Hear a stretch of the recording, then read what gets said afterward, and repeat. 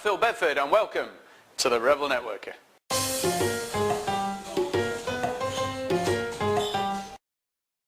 Hi, so following on from last week's show, I promised Bernie we'd actually be speaking more about the whole concept of why corporates are missing out on a huge opportunity to generate new business.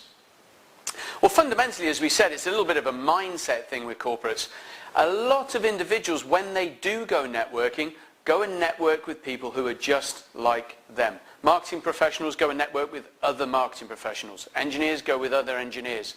And all you do is enter what we call an information network, where there's no real opportunities for business, but just the opportunities to meet people like them. In these kind of networks, jobs are the only things they're really going to get, and information. So they're missing opportunities. What we find with small business owners is they really need business, so they start to look in different areas. I've got here a little bit of a graph about how their focus tends to work. Now, with a small business, as we can see up here, this also covers freelancers, of course. They don't tend to have much money to spend getting new business. They don't have money to spend on advertising and marketing. They don't tend to have money to spend on PR. They don't tend to want to cold call because they just don't enjoy it.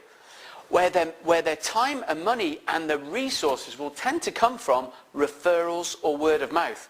And studies have shown that 98% of businesses will agree that between 70 and 90% of their business comes by referral, word of mouth, networking. When we look at corporates, things start to change because they tend to have budget. They have money to leverage all the other forms of generating new opportunities. They will have money for advertising and marketing. They will have money to spend on PR. They may have cold calling teams. But when it comes to referral, you can guarantee they'll be getting some business by referral and normally from older clients.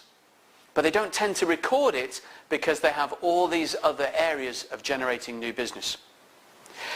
The interesting thing, though, is that with any kind of business, whatever way you get your new clients, at the end of the deal are people. People mix with people. People know people. So if we can actually start to show corporates how to start to maximize the other areas of getting new business through relationships, we can actually increase the whole thing exponentially. We can start to lift all of these areas of getting new business. Across the board, they can get more clients.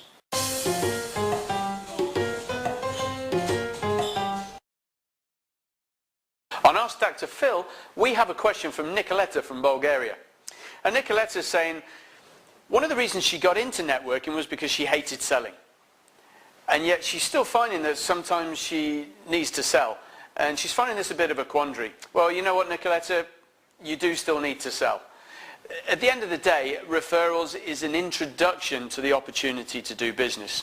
Once you get in to meet the client, that is when you'll be doing your consultation, and there may be some level of sales required. What we find, though, is depending on how much work has been done before that introduction takes place, will reduce the amount of selling that needs to take place. If it is a referral, which is just like, give them a call, there's a number, you're going to have to do a lot of selling.